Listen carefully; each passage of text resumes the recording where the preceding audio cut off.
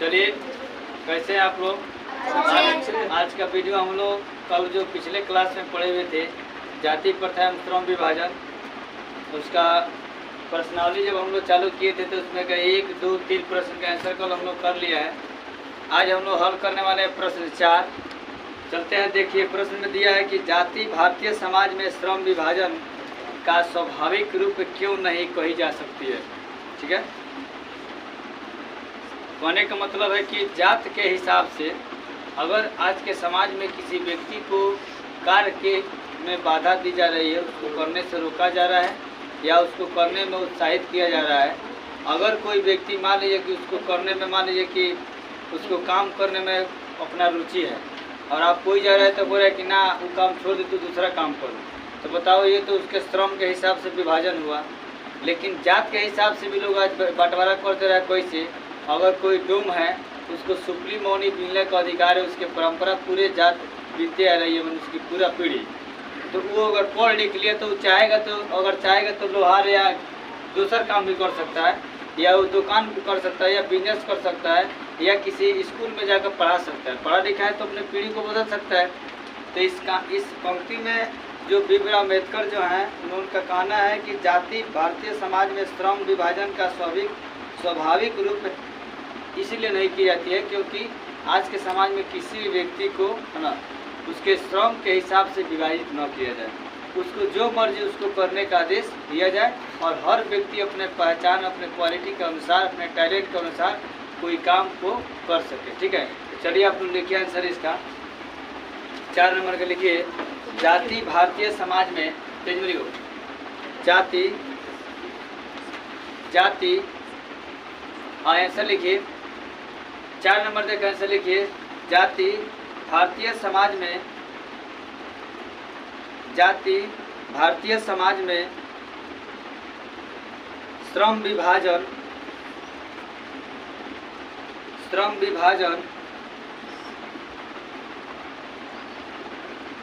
का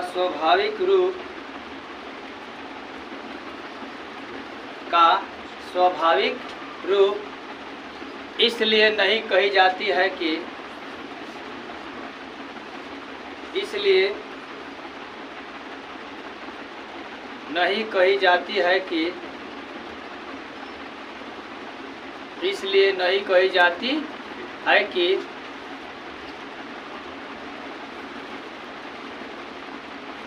समाज में रहने वाला किसी भी जात का व्यक्ति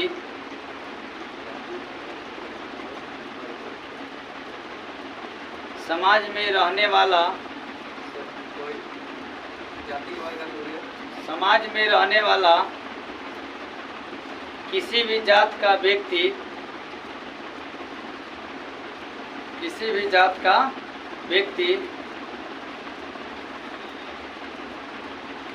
अपने रुचि के अनुसार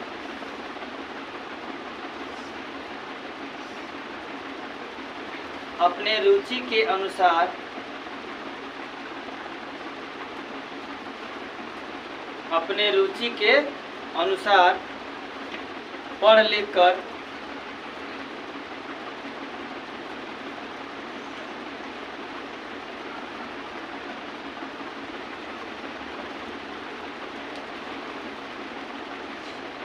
अपने खानदान में हो रहे कार्य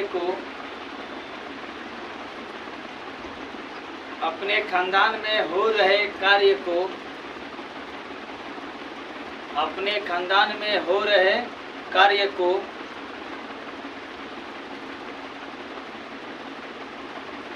न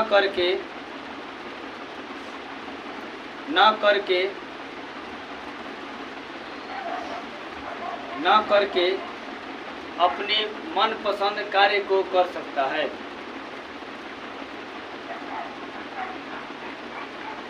अपने मनपसंद कार्य को कर सकता है। अपने मनपसंद कार्य को कर सकता है। इसीलिए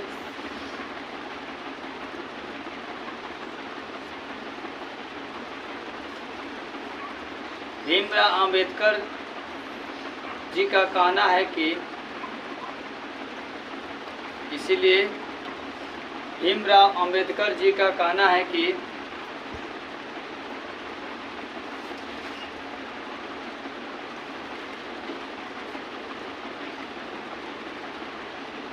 समाज में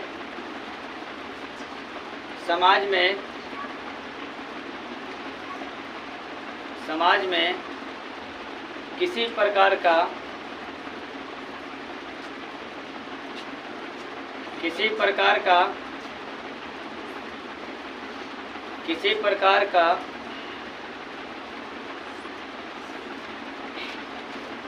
जाति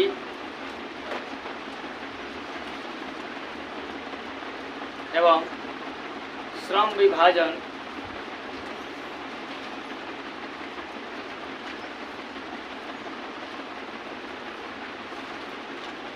के बारे में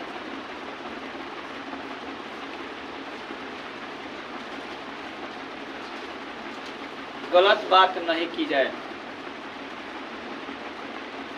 गलत बात नहीं की जाए।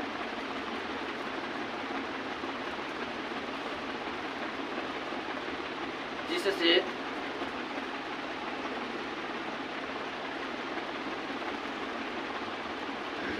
समाज के बीच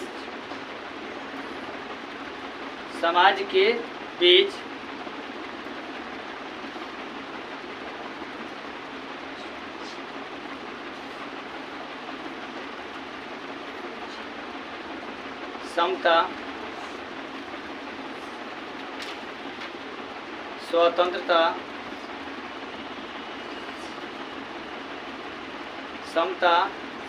स्वतंत्रता तथा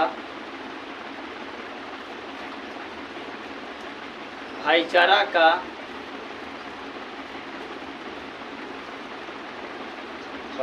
का अस्तित्व ही खत्म हो जाए,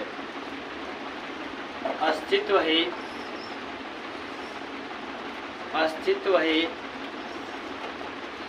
खत्म हो जाए।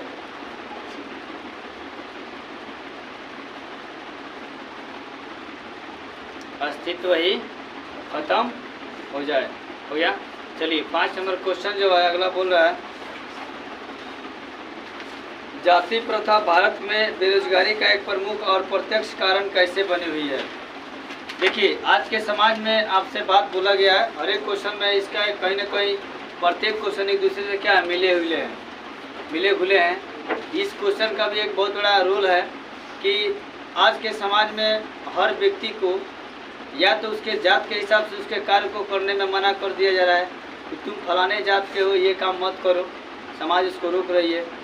तुम्हारी पीढ़ी, तुम्हारे पूर्वज, तुम्हारे बाबा दादा इस काम को किए हैं तो इस काम को तुमको करना पड़ेगा। बताइए जो व्यक्ति पढ़ा लिखा है, आज के ज़माने में मोदी सरकार कह रहा है कि बेटी बचाओ बेटी पढ़ाओ, या सभी बच्चों को गवर्नमेंट स्कूल की व्यवस्थाएं दी जा रही है। के पाठक इतने सुविधाएं दे रहे हैं और उसमें इतने सारे वैकेंसी टीचरों को बहाली किया जा रहा है।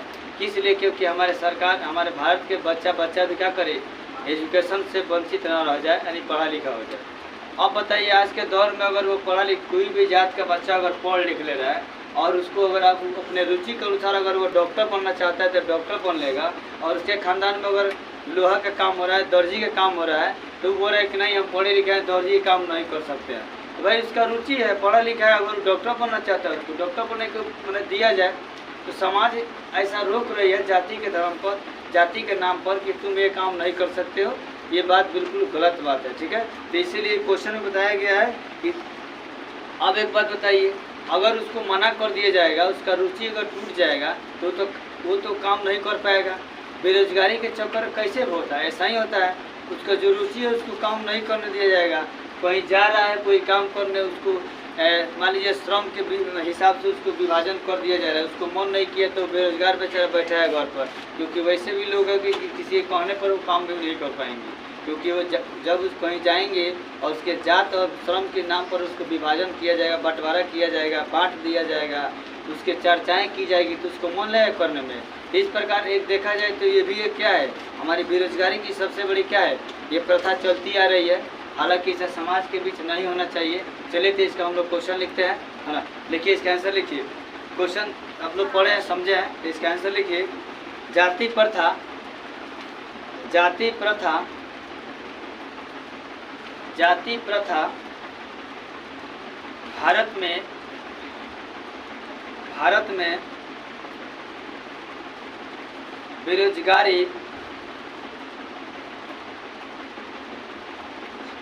बेरोजगारी का एक प्रमुख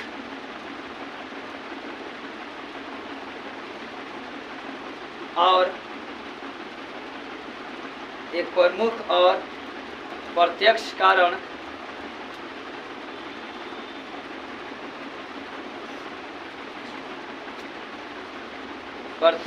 कारण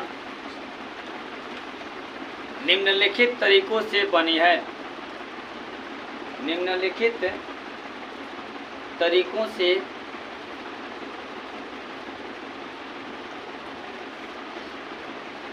पोस्ट में लिख दिले कारकों से बनी है, कारकों से बनी है जो इस प्रकार है, जो कारकों से बनी है जो इस प्रकार है। हो गया। चलिए, एक नंबर लिखिए। समाज में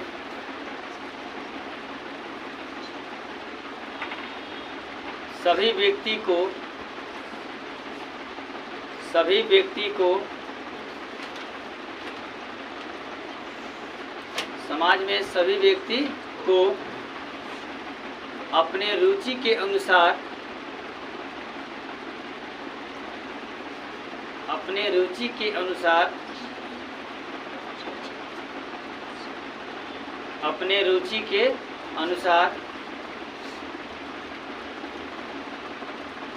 पढ़ने लिखने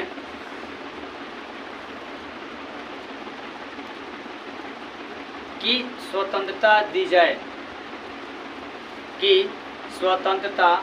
जाए,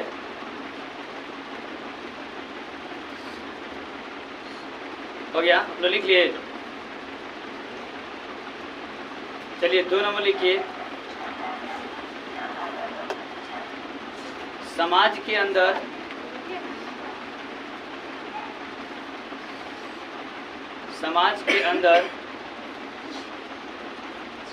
दो नंबर हो गया। समाज के अंदर सभी व्यक्ति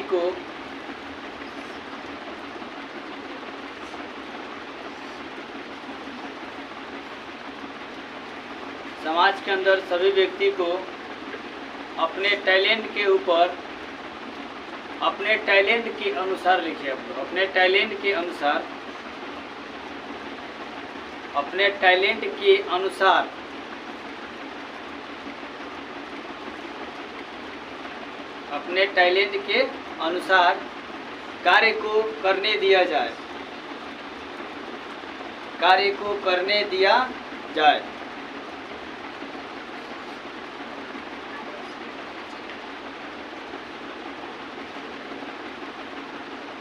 कार्य को करने दिया जाए, हो गया। चलिए, 3 नंबर लिखिए। समाज के सभी व्यक्ति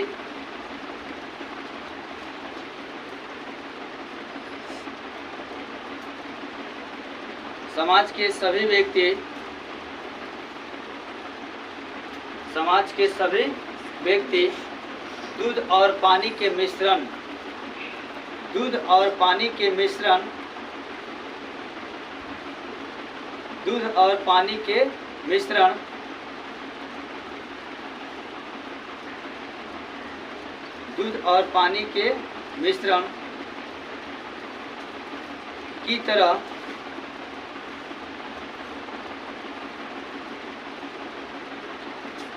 मिलजुल कर रहना चाहिए,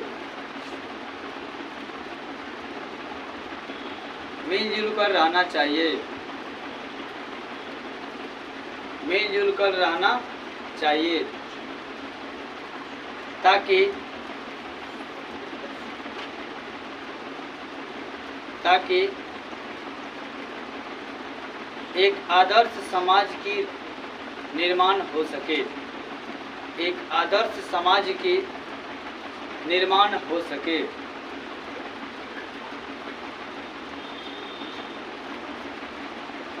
ताकि एक आदर्श समाज की निर्माण हो सके।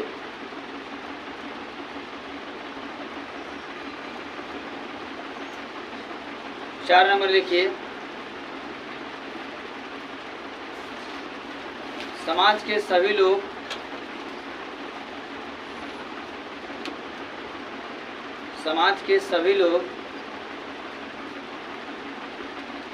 एक दूसरे से भेदभाव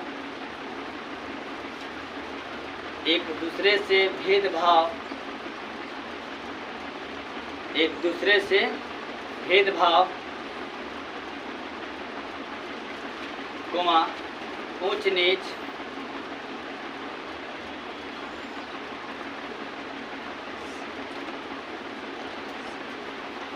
रंग रूप,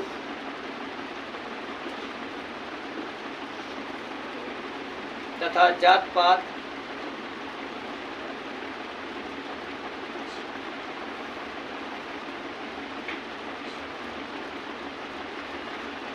से दूर रहें,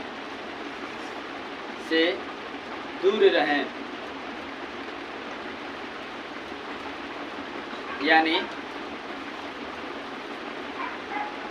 आपस में चर्चा न करें। पोस्ट में डाल दीजिए गलत, यानी कैसा चर्चा न करें, गलत चर्चा न करें, है ना, गलत चर्चा न करें। हो गया। चलिए, यही कारण है ना, कि हमारे जो है जात पात और श्रम विभाजन जो है एक बेरोजगारी का क्या है, कारण बन चुका है। आज समाज में सभी लोग अगर मिलजुल कर रहते हैं, किसी के बारे में कोई चर्चा नहीं करता, जिसकी जो मर्जी होता है वो अपना करता है ना, पढ़ता, अपने टैलेंट के अनुसार वो कोई काम करता, बिजनेस करता। वो अपने जात में देखा है कि मेरे पूर्वज वो काम किया है, मेरे पूर्वज वो काम किया है, हम वो काम को नहीं कर सकते हैं। क्योंकि हर आदमी के टैलेंट क्या होता है, अपना अलग अलग होना चाहिए, और होना भी चाहिए कि अपना कोई बिजनेस करे। अगर मेरे खानदान में बहुत दिनों से अगर एक आप बात ही बोल दे कि मेस्तर का काम कोई कर रहा हो, तो हम वो चाहे वो काम नहीं करने के तो हम कर सकते हैं। क्योंकि यहाँ पर बताया गया संविधान में डॉक्टर भीमराव अम्बेडकर जी बोले हैं कि स्वतंत्रता के अधिकार मिला हुआ है, और जिस व्यक्ति के अंदर स्वतंत्रता के अधिकार मिला हो वो व्यक्ति किसी गुलामी के जंजीर में नहीं जी सकता है। वो अपने खुले बाम पढ़ेगा और जो उसकी मर्जी वो बनेगा और वो जी सकता है और अपना बढ़िया से जीवन यापन कर सकता है। तभी जाकर हमारा समाज बेरोजगारी नहीं होगा। आज बेरोजगारी इसी के चक्कर में बहुत सारे लोग अपने कार्य को नहीं कर पाते हैं। आज महिलाएं जो है हमारे यहाँ की अपने जात पात और भेदभाव के चक्कर में बहुत सारे काम नहीं कर पाती हैं। ऐसे ऐसे जेंट्स भी डिपार्टमेंट के कुछ लोग भी होते हैं, जब पुरुष वाला भी होता है वो भी काम को नहीं कर पाता। यही कारण है। तो इस चीज़ को रोका जाए, समाज में इसी की चर्चाएँ बंद की जाए, तभी हमारा समाज आने वाला पीढ़ी के लिए क्या करेगा, अच्छा क्या संदेश देगा। समझ में गया।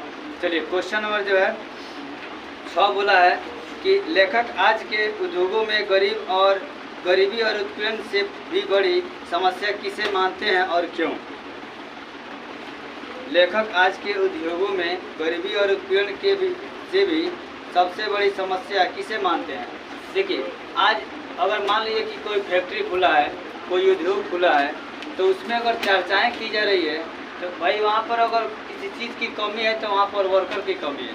तो अगर वहाँ पर और वर्कर जाएगा और आपस में अगर जात पात भेदभाव नहीं करेगा तो ये सबसे बड़ी बात है कि कंपनी चाहे कोई भी काम बढ़िया होगा और कोई भी आदमी मिलेगा तो बढ़िया काम करेगा। लेकिन अगर आप वहाँ पर अगर आप जात पात के भेदभाव रखिएगा तो कंपनी बड़का कंपनी का हो जाएगा, वहाँ पर सील हो जाएगा, नहीं बैंड हो जाएगा, और वहाँ पर जब बैंड हो जाएगा तो वहाँ पर वो काम रुक जाएगा, जिससे क्या होगा, हमारे आने वाले देश विकसित देश में हम लोग नहीं हो पाएंगे। इसीलिए इस चीज़ को बताया गया है गरीबी और उत्पीड़न कि उद्योग से भी अगर कोई गरीब ज़्यादा है तो हमारे अंदर समाज के अंदर इस जात पात भेदभाव, काला गोरा, ऊंच नीच और श्रम के अनुसार ये विभाजन करना ये बिल्कुल गलत बात है। इसीलिए बताया गया है और इस पंक्ति में कहा गया है कि लेखक आज, इसलिए लेखक बोले हैं भीमराव अम्बेडकर जी कि आज के उद्योग में गरीबी और उत्पीड़न की से भी सबसे बड़ी समस्या क्या है?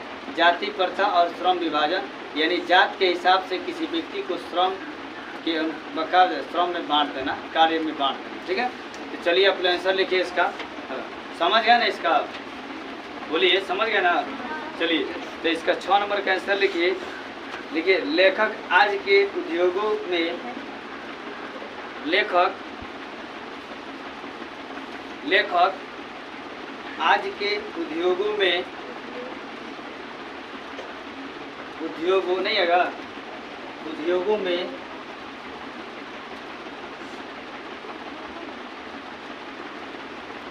लेखक, ठीक है। तो क्वेश्चन नंबर जो है 6 जो है बोला है कि लेखक आज के उद्योगों में गरीबी और उत्पीड़न से भी बड़ी समस्या किसे मानते हैं और क्यों? चलिए, तो चलिए लिख रहे हैं आप लोग। देखिए, लेखक आज के उद्योगों में गरीबी और उत्पीड़न से भी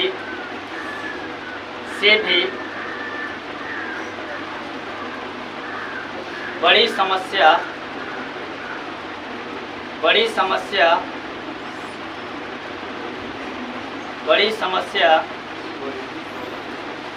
गरीबी और उत्पीड़न से भी बड़ी समस्या हमारे समाज के अंदर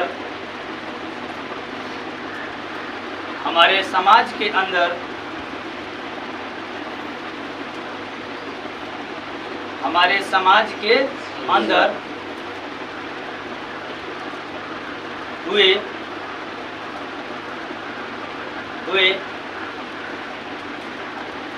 जात के अनुसार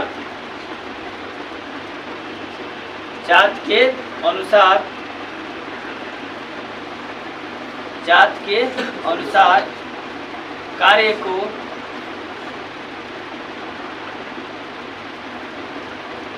को बांट देना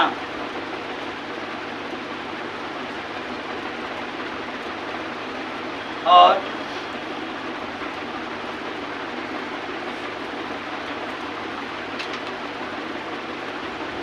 आपस में ऊंच नीच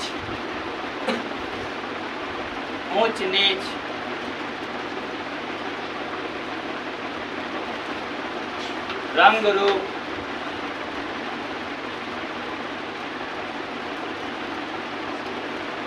तथा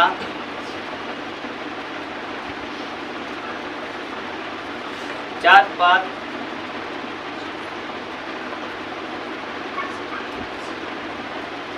भी है।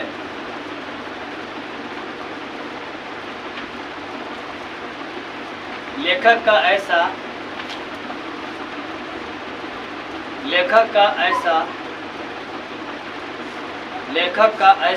लेखक कौन है? डॉक्टर भीमराव अंबेडकर। लेखक का ऐसा मानना है कि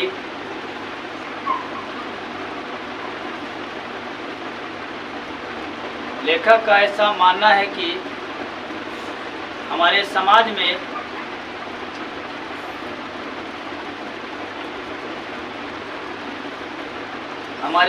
में ऐसी स्थिति अगर चलती रही, हमारे समाज में अगर ऐसी स्थिति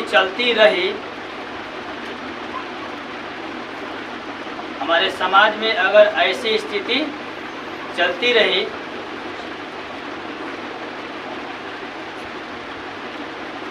तब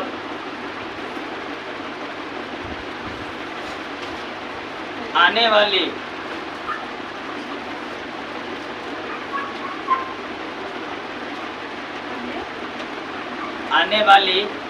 पीढ़ी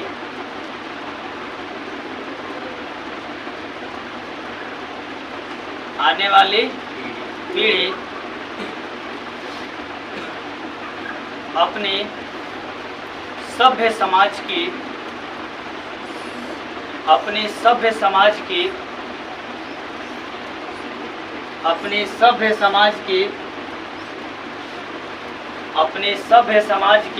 बोर्ड को लिखकर देख लीजिएगा। अपने सभ्य समाज की अस्तित्व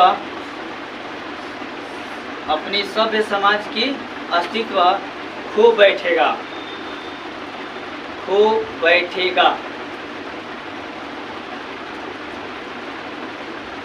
ठीक है, समझ में गया?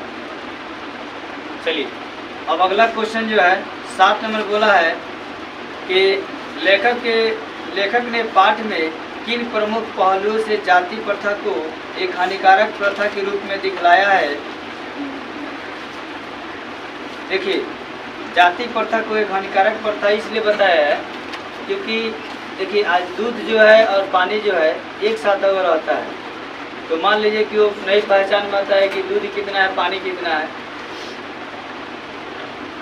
जिस प्रकार मान लीजिए एक सिक्का में हेड और टेल होता है, तो हेड और टेल में भी क्या है, गजब का संबंध है। जिस प्रकार एक पुरुष और स्त्री में अपना एक संबंध होता है, जिस प्रकार लड़का लड़की में संबंध होता है, जिस प्रकार दिन रात में संबंध होता है, जिस प्रकार ऊंच नीच में संबंध होता है, जिस प्रकार लोटा डोरी में संबंध होता है ना, जिस प्रकार जीवन और पानी में संबंध होता है, ऐसा बहुते और हजारों उदाहरण है जिससे आप लोग समझ सकते हैं कि जाति प्रथा कितना कलंकित है। जात के नाम पर अगर आप किसी को आप द्वेष रखिएगा, आपस में भेदभाव रखिएगा, तो आने वाला पीढ़ी क्या सोचेगा कि हमारे समाज में भी ऐसे भी लोग हैं, और आने वाले समाज में ऐसे और अभी भी और पहले भी थे, और आने वाले पीढ़ी में भी लोग जन्म लेंगे। पोषकों की कमी नहीं है। जातिवाद के पोषक में मतलब दो गो होता है। जैसे मान लीजिए कि अगर कोई जात के बारे में अगर चर्चाएं कर रहा है तो कोई इसके बारे में समझौता भी कर रहा है कि आप लोग ऐसा ना करें, कोई करे कि नहीं ऐसा करना भी चाहिए। तो दो प्रकार की, इसीलिए इसके बारे में कोई अगर अच्छा समर्थन कर रहा है तो उसको अच्छा पोषक बोला जाता है, और अगर गलत मैसेज बोल रहा है, इधर उधर की बातें, केवल जात पात वाला भेदभाव ऊँची गलत व्यवस्था रखा है, तू ये काम कर सकता है, तू काम नहीं कर सकता है। बहुत ऐसा लोग मिलेगा आपको समाज में कि जिसको अपना काम नहीं होता है, दूसरे के काम में क्या करता है, दखल अंदाजी करता है और इंटरफेयर करता है कि तू फलाना जात का है तो ये काम नहीं करेगा, तू मुखिया नहीं बनेगा, तो मेरे बाप आज के खानदान में कौन मुखिया न बना है। ऐसा बात है क्या? अगर मेरे पास टैलेंट है और मेरे पास अगर लोगों की बहुमत है, अगर हमारे समाज में अच्छा अपना क्या है उज्जवल भविष्य दिख रहा है, तो हम किसी भी पद को हासिल कर सकते हैं। कुल मिलाकर अगर हम चाहें तो किसी भी जात से होकर, और जात पात निर्भर नहीं करता है, क्योंकि पोषक लोग होते हैं समाज में। अगर मान लीजिए अच्छा अगर छवि है आपका और आपके पास उस चीज़ की अच्छी जानकारी है, जिस फील्ड में आप जाना चाहते हैं, तो आप उस चीज़ में माहिर हैं, तो पक्का है आपका सक्सेस मिलेगी और आप सफल हो जाइएगा। ठीक है। और समाज में आपको रोकने से क्या करेगी, इनकार करेगी या मना करेगी, उससे कोई फर्क आपको नहीं पड़ेगा। आप वो चीज़ लेकर ही रहिएगा।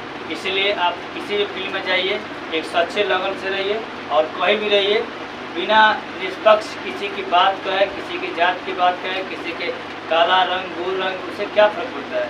आज यही कहानी हुआ कि हमारे गांधी जी को अफ्रीका से हटा दिया गया, क्योंकि ये बेचारे बहुत गोरे थे। हम लोग इंडिया के लोग क्या होते हैं, सबसे गोरे होते हैं, और अफ्रीका के लोग बहुत काले होते हैं। वहाँ पर साला सब काला होता है। ठीक है। और देखिए वहाँ पर सब काला होता है, ये बेचारे गए वहाँ पर गोरे बनकर, 1915 में उनको अब बोला कि रे ये आ गया है काला, गोरा काला कानून बना दिया गया। वो अपने गए थे स्टडी के लिए, भाई देश थोड़ा आगे बढ़े, देश के लिए अच्छे अच्छे लोग पढ़ रहे थे कि ताकि देश हम लोग का विकसित हो जाए और इस चीज़ से वंचित हो जाए। और बताइए वो गए थे पढ़ने के लिए, उनको बोला बैरिस्टर की पढ़ाई करके वहाँ से निकले गए आप आगे और पढ़ाई करने के लिए, ताकि देश के बारे में कुछ और भी आगे विकास के बारे में सोचा जाए कि हमारा देश कैसे चलाया जाए। लेकिन उनको क्या किया गया, वो गए पढ़ने के लिए दक्षिणी प्रकार, उनको बोला कि नहीं गोरा जो है आया है खाने के झमकाने के लिए, हम गोरे हैं और यहाँ के लोग काले हैं, तो ये भेदभाव करने आया है।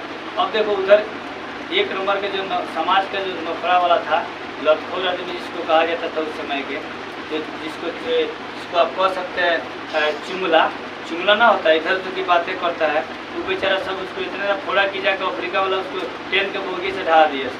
तो बोले कि ठीक है बबू, आज हमको तो ट्रेन से ढहा कर फेंक न दिया है, आने वाला समय में हम तो आ जाए भारत में, तुमको भारत से लात मार के निकाल देंगे। वैसा ही वह हमारे अंग्रेजों के साथ वहाँ से लात मार के निकालेगा। समझ में आ गया? तो इसीलिए आज आप किसी को अपने बस में रख कर या ज़बरदस्ती काम करा सकते हैं जात के नाम पर, डरवा कर धमका कर, लेकिन कल उसके पास अगर पावर हो जाएगा, पढ़ लिख कर टैलेंट है, अगर कुछ बढ़ जाएगा, आपके बस में नहीं रह पाएगा। समझ में आ गया? तो इसीलिए यहाँ पर लेखक जो है इस जाति प्रथा को हानिकारक शब्द बोले हैं कि यही सबसे बड़ी क्या है, कुरीति है, और ये सबसे बड़ी हानिकारक बात है। जिस प्रकार अगर आप दारू पिएगा, चरा अफीम गांजा भी खाकर जो आप खाइएगा ना, तो भी हानिकारक है, तो कुछ देर के बाद हानिकारक पैदा करेगी। लेकिन सबसे जहरीला बात है कौन, समाज को श्रम विभाजन और जात के नाम पर बंटवारा करना।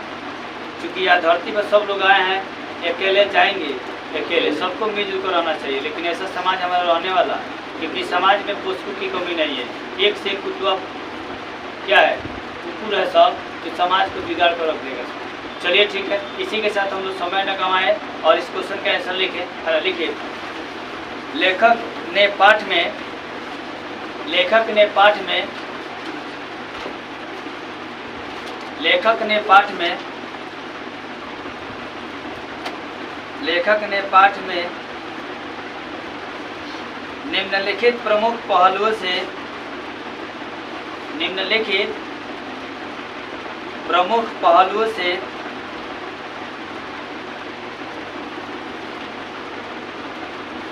निम्नलिखित प्रमुख पहलुओं से जाति प्रथा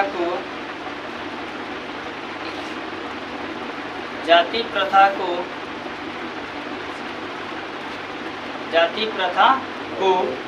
एक हानिकारक प्रथा के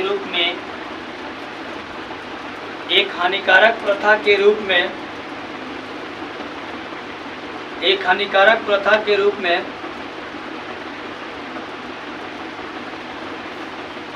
दिखाया है,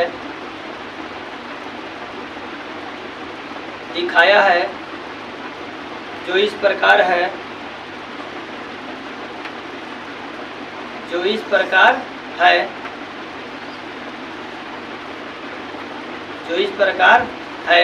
एक नंबर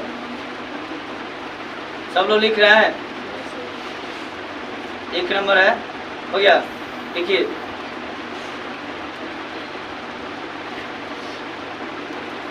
किसी व्यक्ति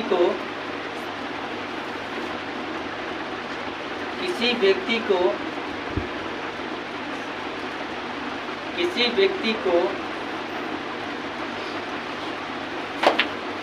उसकी रुचि को, किसी व्यक्ति के रुचि को, ऐसे लिखो, किसी व्यक्ति के रुचि को ठेस न पहुंचाया जाए,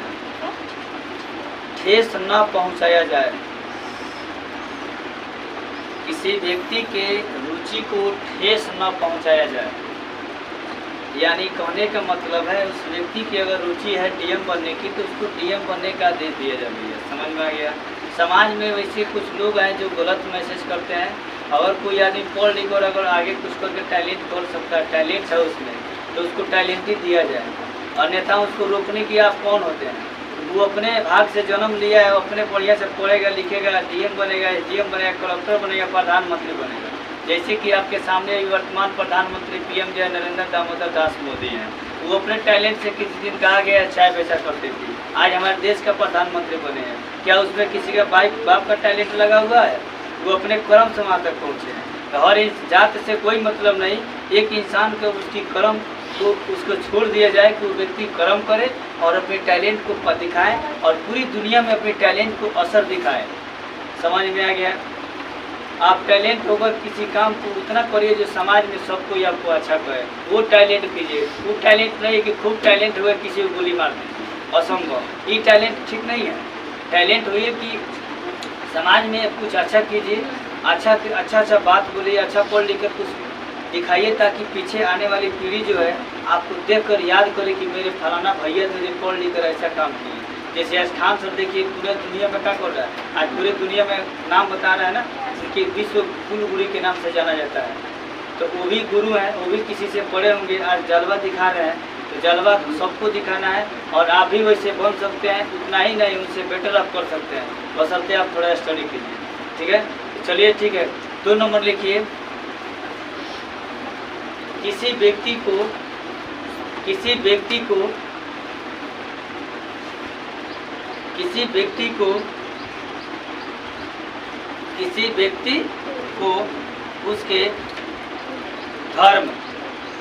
उसके धर्म हो गया, उसके धर्म कोमा जात कोमा रंग रूप कोमा ऊंच नीच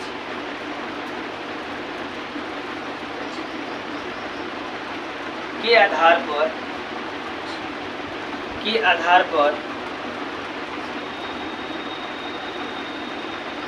उसके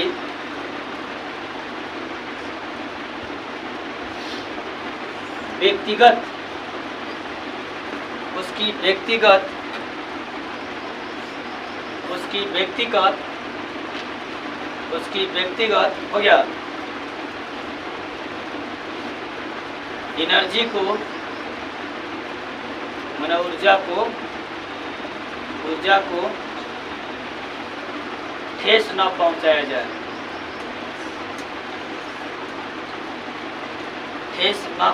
जाए, यानी रोका न जाए। समझा गया? कुछ में लिख सकते हैं आप लोग, यानी रोका न जाए, वो जो करना चाहता है उसको करने दिया जाए, है ना। हो गया? चलिए 3 नंबर लिखिए।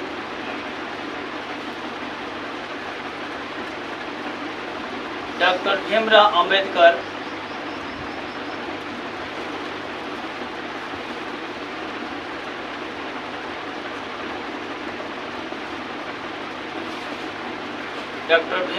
अंबेडकर ऐसे कई ऐसे समाज में पहलू हैं,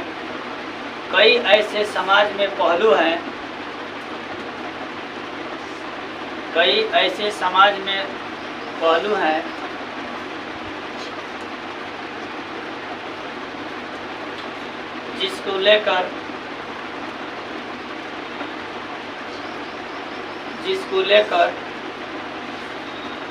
जाति प्रथा एक हानिकारक प्रथा,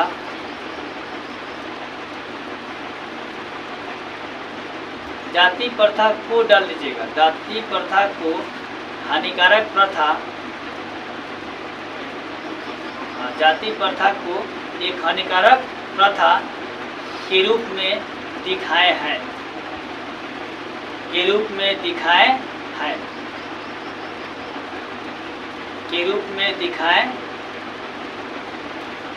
हो गया। चलिए बेहद ही खुशी की बात है ना। हम लोग अगला क्वेश्चन, एक और क्वेश्चन बचा हुआ है इसमें 8 नंबर। इसमें बोला है कि सच्चे लोकतंत्र की स्थापना के लिए लेखक के किन विशेषताओं को आवश्यक माना है। ठीक है, देखिए सच्चे लोकतंत्र की स्थापना आप अगर देखना चाहते हैं, अगर जो व्यक्ति जिस भी राज्य में है, जिस भी देश में है, अगर वो अपने देश की सच्ची लोकतंत्र को देखना चाहता है तो उसको समाज में किसी भी प्रकार की भेदभाव, ऊंच नीच, काला रंग, भूर रंग, है ना, उसके कार्य के हिसाब से, उसके जात के हिसाब से किसी प्रकार की भेदभाव को नहीं करना होगा, और तभी जाकर एक हमारे अच्छा आदर्श समाज का निर्माण होगा और आने वाली पीढ़ी जो है एक विकसित पीढ़ी के नाम से जानी जाएगी। अभी जो है हमारे देश में बहुत ऐसे जगह है जहाँ पर इस चीज़ की भेदभाव काफ़ी चरम सीमा पर है, और ऐसे देखने को मिलेगा तो हमारा देश एक विकसित देश के रूप में नहीं आएगा। तो अगर आप चाहते हैं कि एक सच्ची लोकतंत्रता मिले, सबकी स्वतंत्रता दी जाए, सब लोग अपने अपने मत के हिसाब से किसी को वोट दे, सब लोग अपने अपने मत के अनुसार कोई काम कर सके, सब लोग अपने अपने दिमाग, अपने अपने टैलेंट के हिसाब से अपने हुनर को दिखाएं, अपने टैलेंट को दिखाएं, अपनी कला को दिखाएं, समाज में सभी लोग मिलजुल कर एक साथ कोई काम करें, सामाजिक स्तर पर कोई बढ़ चढ़ कर सभी सार्वजनिक स्तर पर जाकर कोई काम करे, ये सब चीज़ होता है सच्चे लोकतंत्र की पहचान।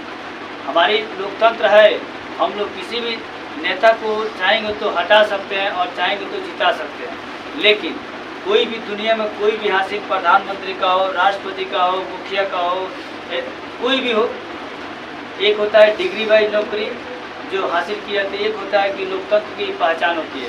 तो अगर बताइए, अगर आपके यहाँ अगर इलेक्शन हो रहा है, अगर जनता वोट नहीं देगी तो भाई गांव का मुखिया कौन बनेगा? हम ही लोग में से कोई आदमी अच्छा होता है जो गांव का मुखिया बनता है, बताइए, समझ में आया ना। तो इसीलिए गांव का मुखिया बनने के लिए कौन जिम्मेवार है? आप और हम हैं। अगर एक सच्चा लोकतंत्र का एक नागरिक चुनना चाहते हैं तो उस नागरिक के अंदर किसी भी प्रकार के समाज के नज़रिए में भेदभाव नहीं होना चाहिए, वो सच्चा दिल का होना चाहिए, तभी जाकर एक सच्चा लोकतंत्र का निर्माण होगा। समझ आ गया?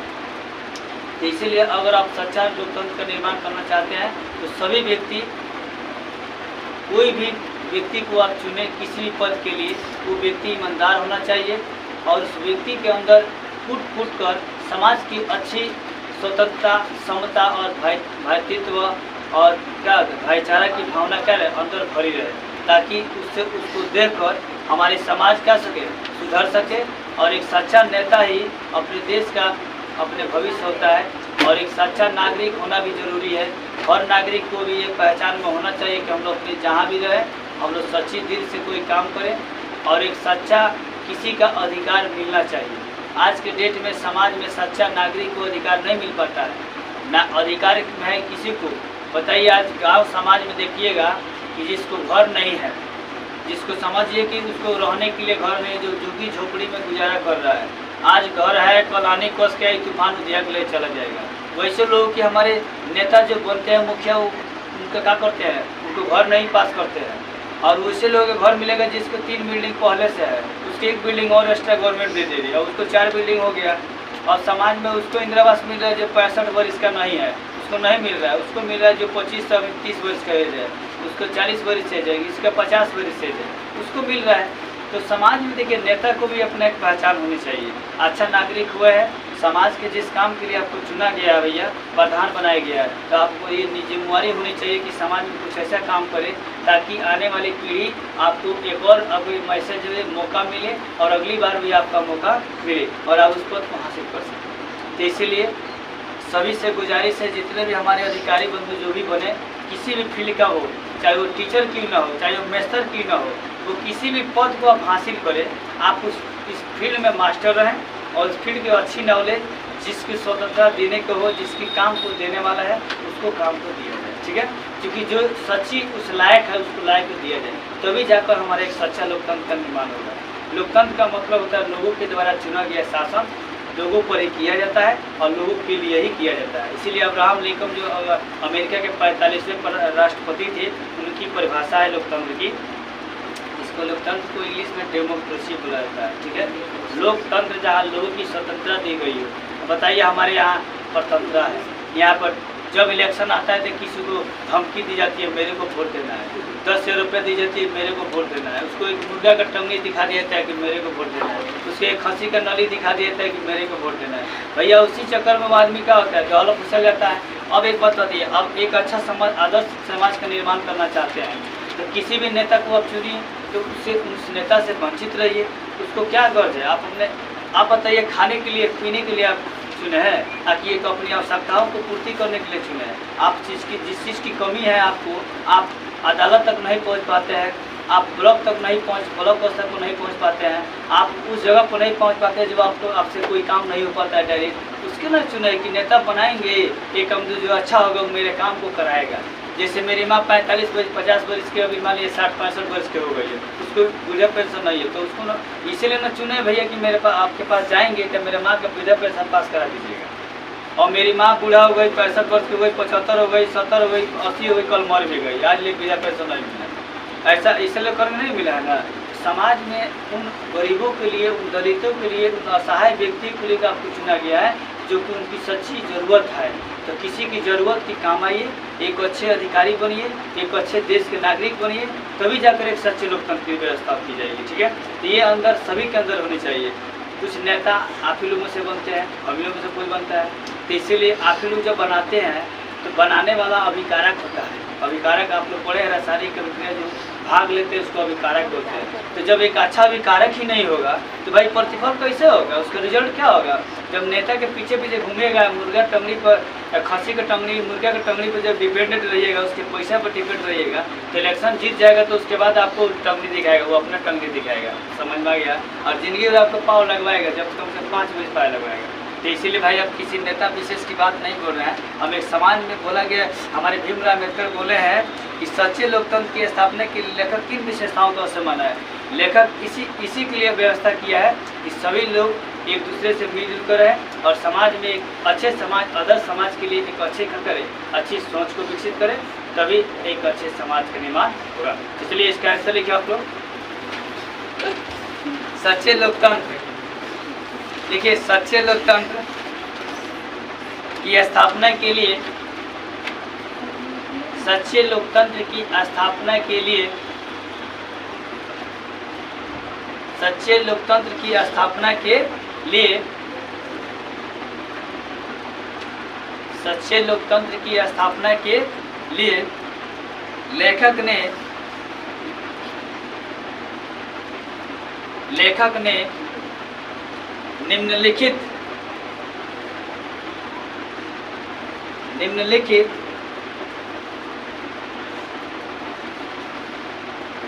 विशेषताओं को आवश्यक माना है, विशेषताओं को आवश्यक माना है, जो इस प्रकार है, जो इस प्रकार है।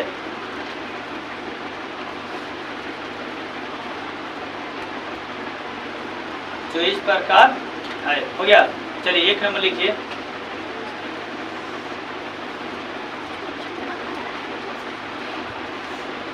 जो इस प्रकार हो गया। 1 नंबर लिखिए। समाज में सभी लोग, समाज में सभी लोग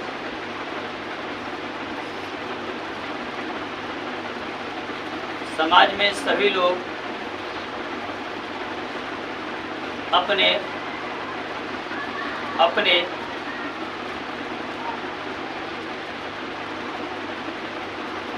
हो गया। समाज में सभी लोग अपने सच्ची अधिकार को समझे, सच्ची अधिकार को समझे, सच्ची अधिकार को समझे।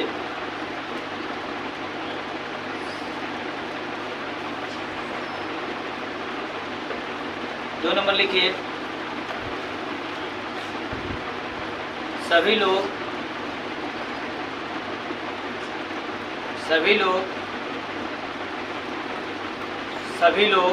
मिलजुल कर सभी लोग मिलजुल कर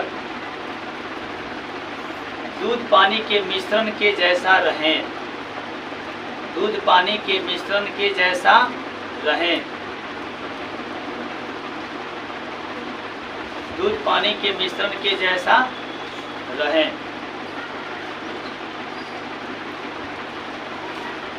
दूध पानी के मिश्रण के जैसा रहें। 3 नंबर लिखिए। एक आदर्श सोच, एक आदर्श सोच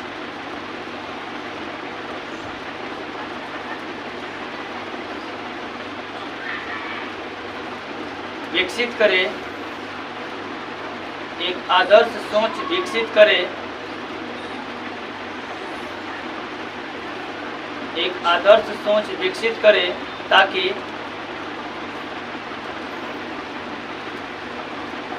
एक आदर्श लोकतंत्र का निर्माण हो, ताकि एक आदर्श लोकतंत्र का निर्माण हो।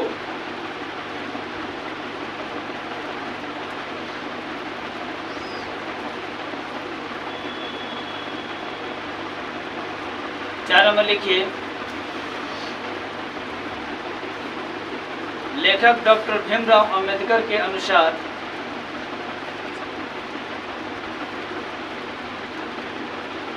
लेखक डॉक्टर भीमराव अंबेडकर के अनुसार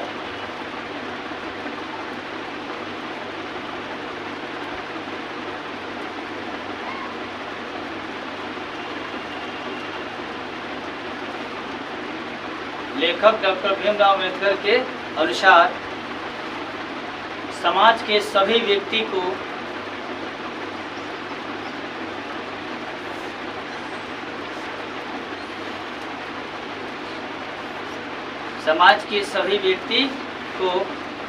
कर्मठ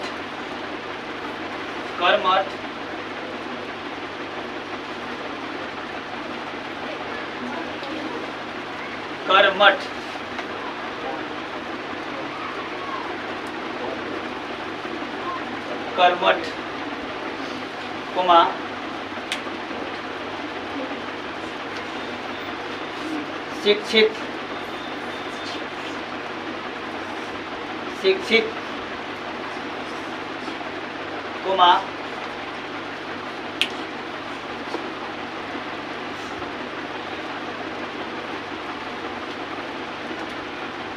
निष्पक्ष मार्कर नहीं चल रहा है, निष्पक्ष निष्पक्ष में यानी किसी के पक्ष में नहीं है ना, निष्पक्ष में तथा अपनी टैलेंट के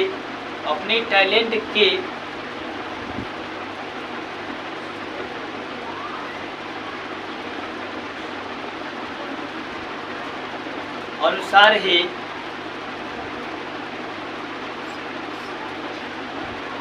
कार्य को करना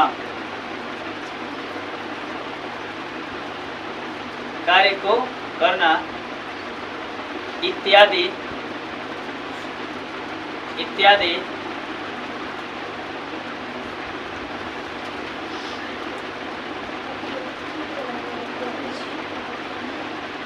हो गया के साथ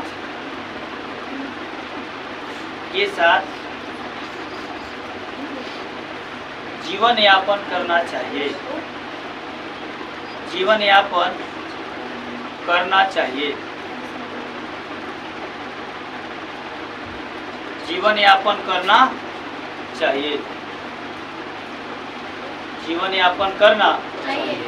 हो गया। चलिए, तो ये जो है 8 प्रश्न का हो गया, समाप्त हो गया। चलिए अब देखिए, अब ये अभ्यास में जो प्रश्न थे हम लोग 8 प्रश्न कर लिए। अब इसमें सबसे जो इम्पोर्टेंट है, जैसे दिया इसमें निम्नलिखित के विलोम शब्द लिखे, है ना। तो आप लोग लिखिए, सबसे पहले लिखो विलोम शब्द लिखे।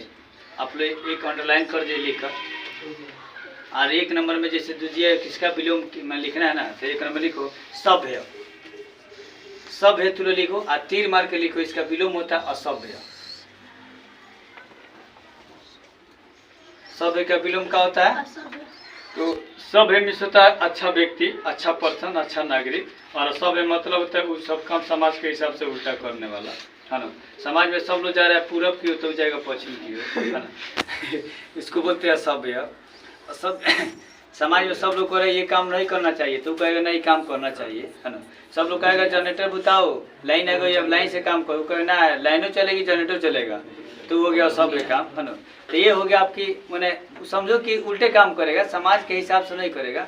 वो बाप कहेगा कि उसका थोड़ा पानी लाओ दवा खा रहे, तो कहेगा नहीं आपको शराब लगा पिलाएगा, दवा नहीं खाएगा सही हो जाइएगा, आप ठीक हो जाइएगा, ठीक है। तो कहने का मतलब आप सभ्य और असभ्य व्यक्ति में पहचान हम आपको बताएं, हालांकि इसके सामाजिक स्तर पर बहुत सारे इसका रिजल्ट निकलेगा।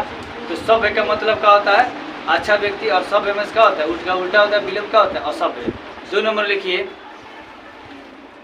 विभाजन लिखा है, विभाजन। 2 नंबर लिखिए विभाजन, और उसका आंसर लिखिए संधि। संधि लिखने, संस्कृत में आप लोग संधि पढ़ते हैं, उसको लिख दीजिए। अब देखिए विभाजन का मतलब क्या होता है? बंटवारा करना, बांटना, उसको अलग अलग भागों में काट देना, बांट देना। तो उसका संधि का मतलब होता है कि अलग अलग उसको जोड़ देना। तो कहीं ना कहीं क्या उल्टा है। तो विभाजन का मतलब हो गया बंटवारा करना, और संधि का मतलब क्या होता है? जोड़ना। समझ गया? चलिए 3 नंबर लिखिए निश्चय। सब लोग लिख रहा है निश्चय, उसका आंसर होगा 3 मार्क लिखिए विलोम अनिश्चय, केवल अ लगा दीजिए, हो गया। अनिश्चय लिखो, अनिश्चय। निश्चय का मतलब क्या होता है? किसी भी काम को दृढ़ प्रतिज्ञा, जिसना होता है कहता है कि हम इस काम को निश्चित ही करेंगे। तो निश्चय इस काम को होना चाहिए, मैंने आवश्यक रूप से समझकर, अनिवार्य है, कंपल्सरी है। और अनिश्चय मतलब कथी? आप उस काम को क्या कर रहे हैं? टाल रहे हैं, नहीं कर रहे हैं, है ना।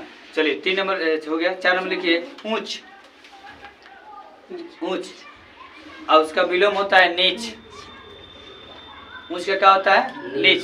और ऊंच नीच क्या होता है? अपने से ऊंचा जगह, और नीच मतलब अपने से नीचा जगह। जैसे हम बैठे हैं, हम ऊंच पर है, आप लोग यहाँ बैठे हैं थोड़ा नीच पर है।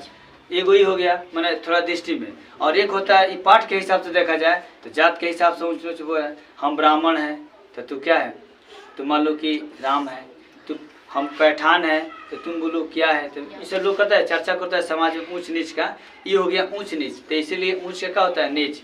तो आप लोग कोई समझता है समाज में ऊंच, हम ऊंच कैटेगरी का है, तो कोई कहेगा हम नीच कैटेगरी का है, तो उसका उल्टा क्या हो जाएगा, नीच। तो इसीलिए ऊंच वाला व्यक्ति नीच को देखता है, नीच वाला व्यक्ति ऊंच को देखता है, इसीलिए ऊंच क्या होता है, नीच।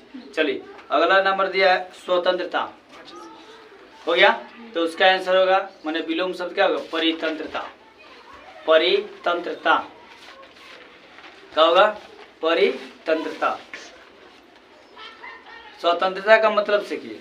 अब उसका मतलब होता है कि आप फ्रीडम है, आप किसी भी काम को क्या आराम से कर सकते हैं, आप कहीं कोई काम कर सकते हैं, कहीं आप पढ़ लिख कर कुछ भी बन सकते हैं, अपने टैलेंट के अनुसार कुछ भी कर सकते हैं, ये आपकी स्वतंत्रता हुई है ना, जैसे कोई नो बाउंडेशन।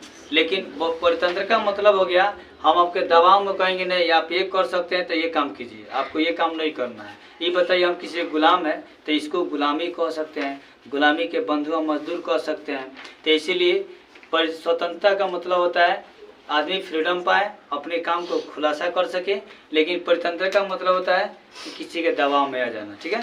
तो इसीलिए आज के ज़माने में सभी को आदेश कर रहा है कोई परितंत्रता नहीं होगा, सब कोई स्वतंत्रता जिएगा, सब लोग फ्रीडम जिएगा, क्योंकि सबका अपना मौलिक अधिकार डॉक्टर भीमराव अम्बेडकर लिख चले गए हैं कि सब लोग के मौलिक अधिकार में बताया गया स्वतंत्रता का अधिकार है।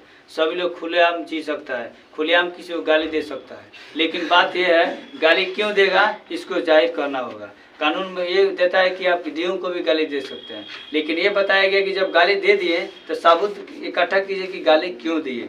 तो इसीलिए किसी को कुछ कहने से बेटर है अपने आप की स्वतंत्रता जिए, अपना अधिकार देखिए, आपका अधिकार कहाँ है। किसी के गुलामी के जंजीर में बसने से बेटर है आप अच्छा काम करें, ठीक है। चलिए अगला नंबर दिया है दोष।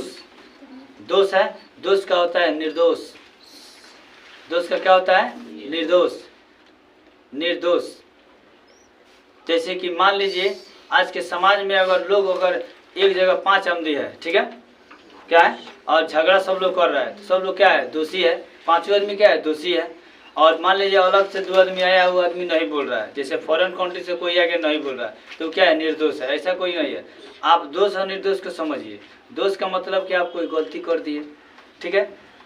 तो जैसे आज की देखिए समाज में क्या है, कुछ लोग गलती कर रहा है, बाकी लोग निर्दोष हो जाए, और कुछ लोग निर्दोष ही का हो जा रहा है, दोष हो जा रहा है।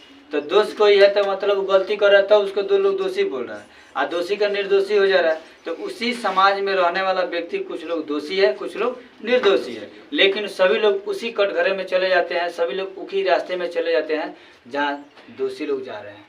तो इसीलिए अच्छे लोगों से साथ कीजिए, अच्छा संगत कीजिए, आप दोषी निर्दोष का आइएगा और एक अच्छा सत्संगत कीजिएगा, ठीक है। तो अभी आपका कोई क्या रहेगा, समाज में वैल्यू रहेगा। क्योंकि आज के समाज क्या है, मैंने दोषों से भरा हुआ है। तो इससे निकलने के लिए रास्ता आपके पास है, आप अपने कामों में लगे रहिए और कभी दूसरे की अवहेलना, विवेचना और उसके बारे में बातें करने से बेटर अपने काम के बारे में बेहतर कीजिए, ठीक है।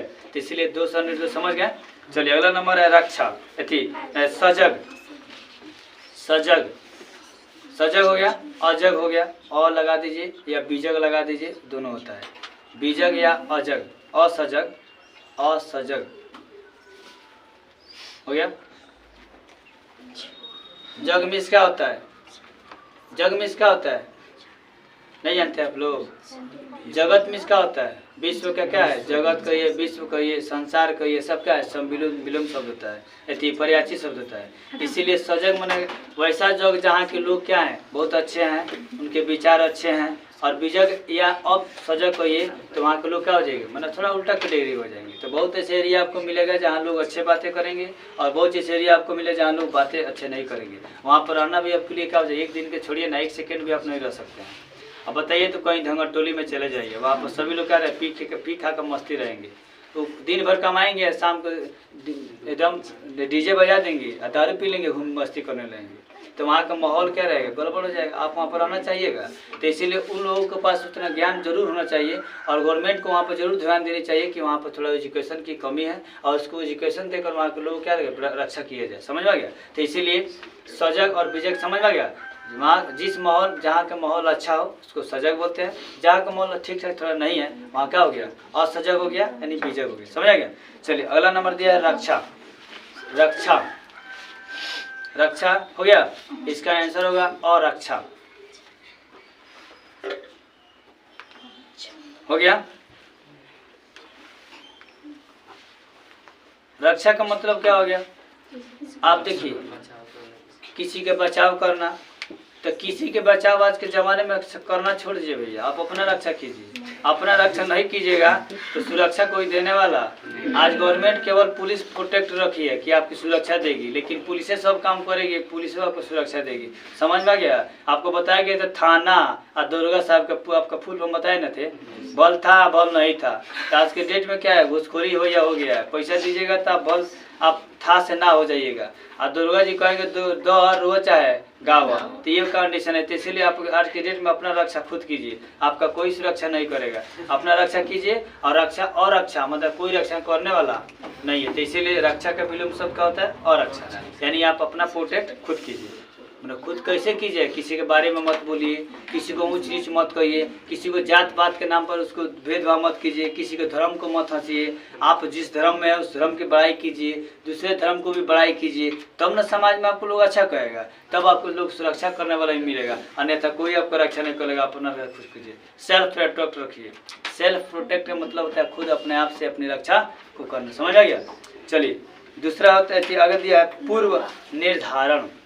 पूर्व निर्धारण माने जो पहले से निर्धारित है, माने बहुत पहले से बात कह रघुकुल रीत सदा चलियाई प्राण जाए पर वचन न जाए। बहुत पहले से केकई को का दिए थे, कौन, राजा दशरथ वचन दे दिए थे कि भैया तू जौन कहेगी तो तुम्हारा बात मानेंगे। ऐसा ही जैसे आगे हुआ मंत्रा फोड़ दी और बोले कि ठीक है अब आ गया है मेरा समय, क्योंकि हम सैया जी सब ने क्या किए, वरदान मांग ही लिए है ना। तो जैसे बोली कि अब ठीक है राम को वनवास किया जाए, बोले ठीक है चिरंजीवी भव। तू जैसे बोली कि सैया पर जो सोए थे उस समय तो वचनबद्ध हो गया था।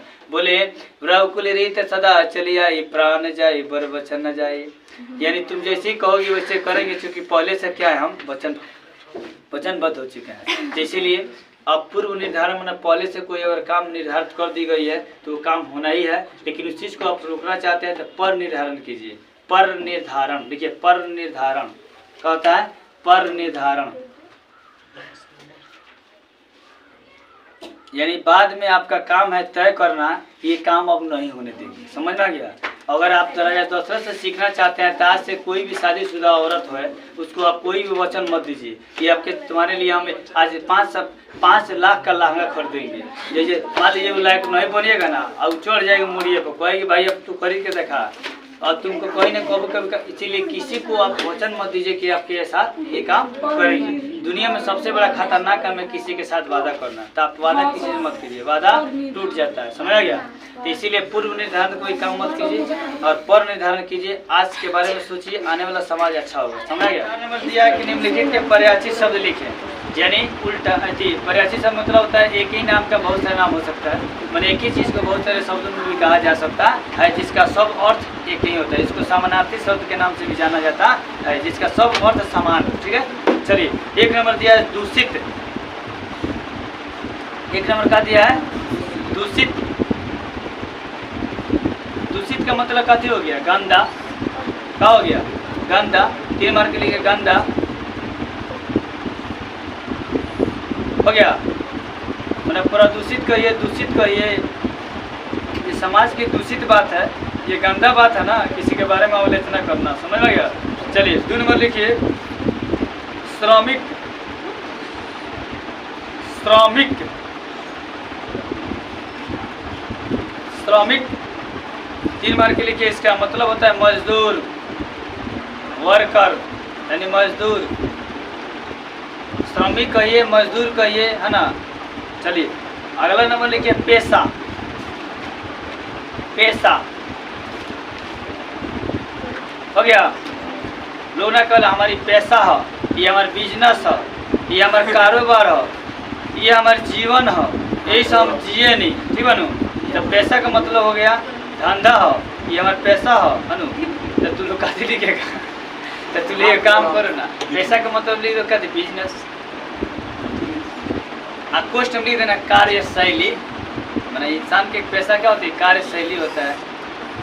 अगर हमसे कोई पूछे आपके पेशा क्या है तो हम कहेंगे भैया हमारा टीचिंग पेशा है, हमारा कार्यशैली क्या है, पर डे का काम है टीच करना। चलिए कार्यशैली हो गया। अब लिखिए अकस्मात, अगला नंबर लिखिए अकस्मात। अकस्मात हो गया।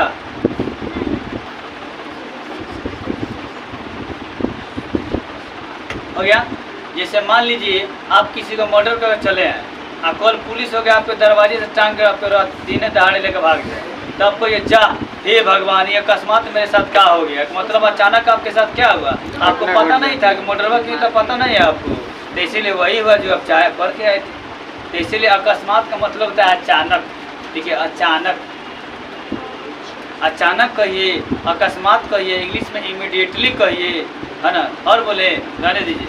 अकस्मात में क्या होता है, अचानक। चलिए अगला नंबर लिखिए अनुमति। अनुमति लिख लिया आप लोग। अनुमति का मतलब होता है किसी की अनुमति लेना, सलाह लेना, है ना, उससे राय लेना, आज्ञा लेना, आदेश लेना, तो इसीलिए या किसी के इच्छा के अनुसार चलना, कार्य को करना, ये सब चीज़ होता है। लेकिन आप लोग लिखिएगा एक ही चीज़, अनुमति का मतलब होता है आदेश लेना, आदेश पाना या आदेश लेना। तुम्हारी अनुमति है कोचिंग बंद कर दे, ये क्या हो गया, तुम्हारी सलाह है, समझ में आ गया। तो इसीलिए अगला नंबर लिखो अवसर। अवसर, अवसर का मतलब होता है लोग कह रहे बाप रे बाप ये अवसर मिलल बा लूट लेकर थान, देखो कितना झमका के लड़की गहना पहन जाती है, नोच लेकर कान नाक के बाद पूरा गहना बेचाई 2-3 लाख के हुई, तो ये अवसर है। इसीलिए उसको अवसर कहा जाएगा, यानी कि अवसर मतलब क्या होता है, मौका, यानी तो इसीलिए अवसर के 3 मार्क लिखे मौका।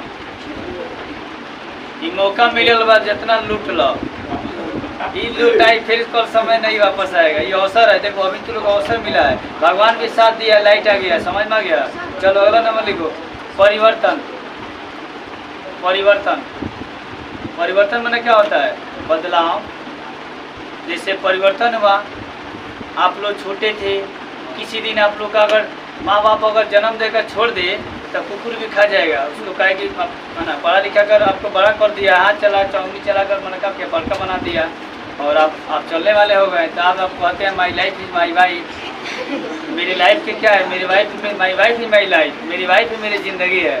तो देखिए भाई ऐसा मत कहिए, ठीक है। आप लोग पढ़े लिखे हैं तो आप लोग ये कहिए कि जिससे आप लोग जिस जड़ से आप फल फूले उस जड़ को छोड़िए मत, उस जड़ की इज्जत कीजिएगा, ठीक है। तो परिवर्तन आप कितना हो कर लीजिए, पढ़ लिख के कितना हो आप ज़िंदगी में आगे बढ़ जाइए, लेकिन अपने पिछले वालों को मत भूलिएगा। आप कितना हो अमीर बनिए लेकिन गरीब व्यक्ति को मत भूलिएगा, वरना आइंदा आप अमीर के खाना जितना खुट्टा हलाइएगा ना, एक वक्त है गरीब आदमी क्या हो जाएगा, आप बन कर खा जाएगा। तो इसीलिए आप बड़े बनिए लेकिन पिछला को थोड़ा ध्यान रखिए, ठीक है। आप कोई बात बोलने से पहले देखिए इसका इफेक्ट क्या होने वाला है, आप पढ़े लिखे हैं तब। तो इसीलिए परिवर्तन का मतलब होता है बदलाव। क्या होता है, बदलाव।